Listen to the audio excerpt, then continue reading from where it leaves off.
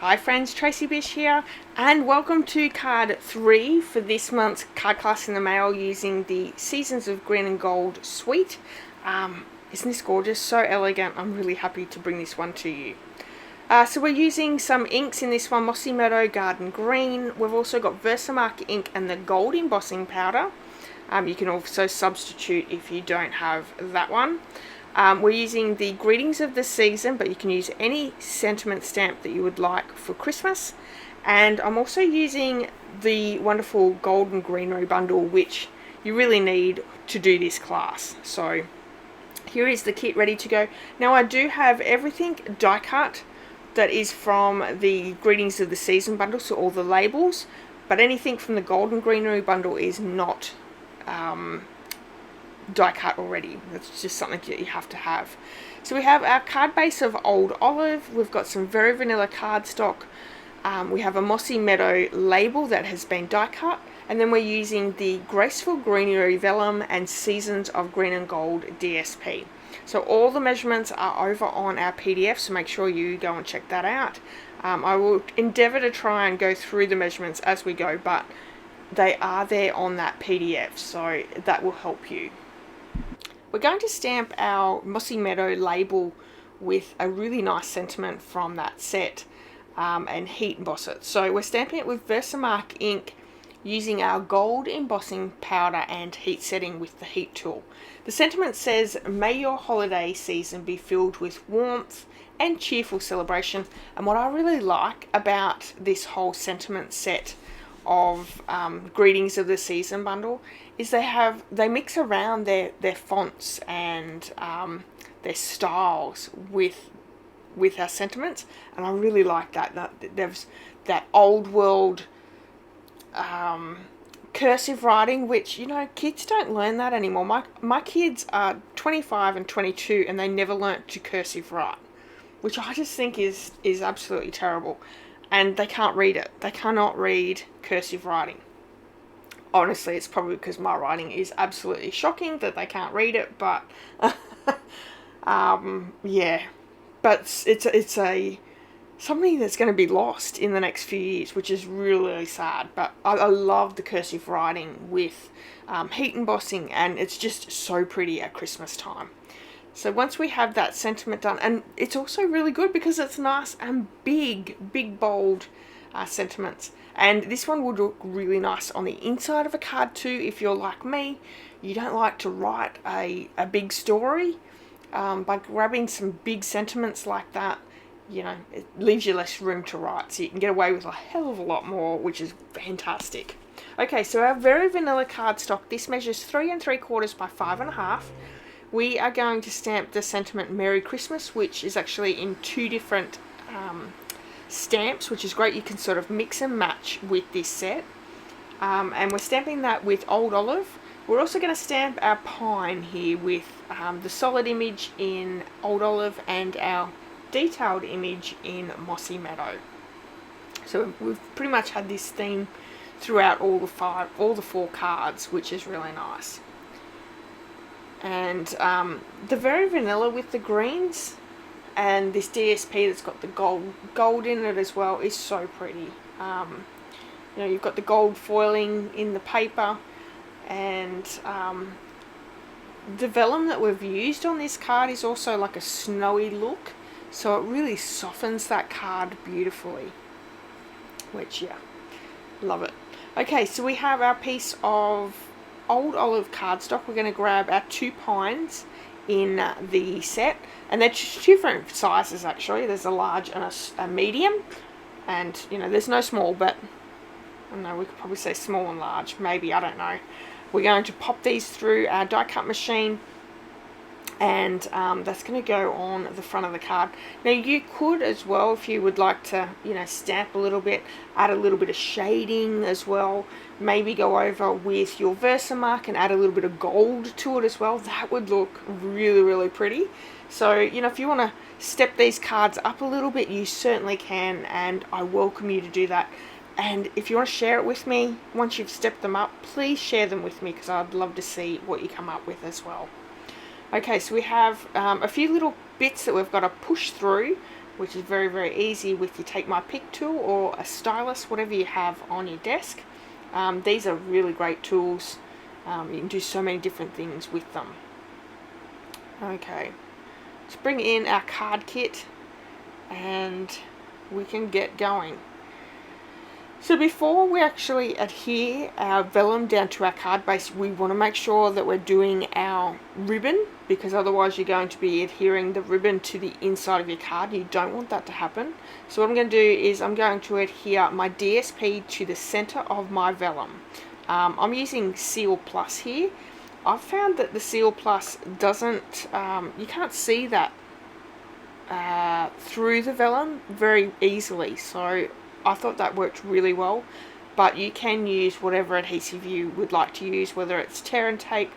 I don't really recommend using your green liquid glue, but if you do, use it sparingly because it will warp your vellum quite badly.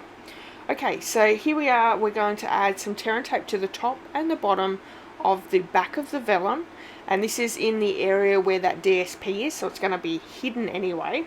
And we're going to add just a little length of that very vanilla, beautiful satin ribbon and adhering it to the back of the card. So you just want a little bit of a length. You're not wrapping it all the way around, you're not wasting it at all, you're just doing a strip and adhering it to the back of your card. So, you know, you're not using much at all. And then we can actually adhere that now to our card base, which is the Old Olive card base. So you could use Seal Plus, tear and tape. Again, I don't recommend your liquid glue, but if that's all you have, you can use that. Mini glue dots would work as well. You can pop them in the corner of where your back of your DSP is. So just as a side note, as you sign up for these classes each month, if you need an adhesive pack, I do sell those as well, and I can put that in your kit. So it has, you know, a good selection of all what you need. So tear and tape, mini glue dots, dimensionals, and your liquid glue. So you'll be covered with them all. Or if you just want them individually, you can do that as well, whether you order them on my online store or through the class kit. So there we have it. We're going to adhere that to our card base. And doesn't that look so pretty? So elegant. I love it. Okay, let's add our inside of our card, and I'm going to use liquid glue for that. You know, not much to it. We've got the sentiment inside, the pine, and a little bit of room there to write a little story if you would like. Now, if you like to write a little bit more, stamp your sentiment up the top of your Very Vanilla cardstock, and that gives you a lot of area then to be able to write a nice little message and greeting.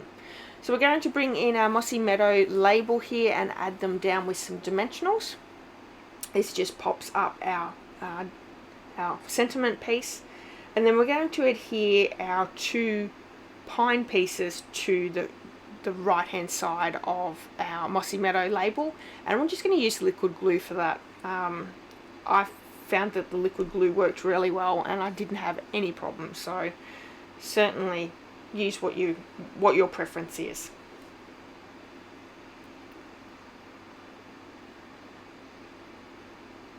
Lots and lots of dimensionals, you guys.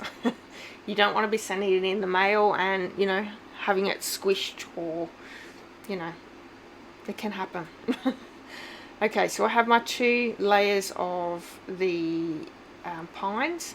I'm just going to add the two together like so, and then add adhesive to the back of it and adhere it down to the end of our label. Now, if you're enjoying this card class and this video, I would love it if you gave me a thumbs up, left me a comment. You can share this. No, actually you can't share this video because you've paid for it. What else can you do? Tell your friends and family if you're enjoying this class. Let them know, and maybe they would like to join in as well. Okay, so with our Very Vanilla ribbon, I'm folding it in half, and we're going to create a little bow. Now, So you keep it fold it over. It can be a little bit tricky, but I found if I kept it folded and nice and tight, it really made it quite easy.